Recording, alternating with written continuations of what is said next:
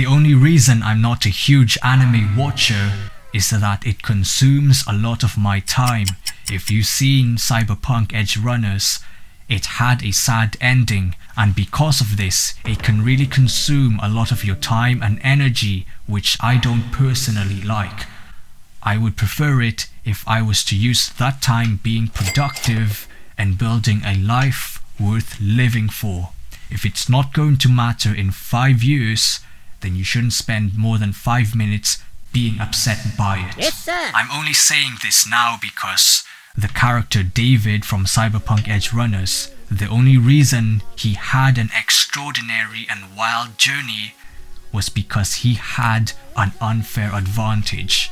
You must find your unfair advantage in your own life. Oftentimes, this is a skill that you've honed and mastered. That is when you'll set yourself for a wild and epic journey. So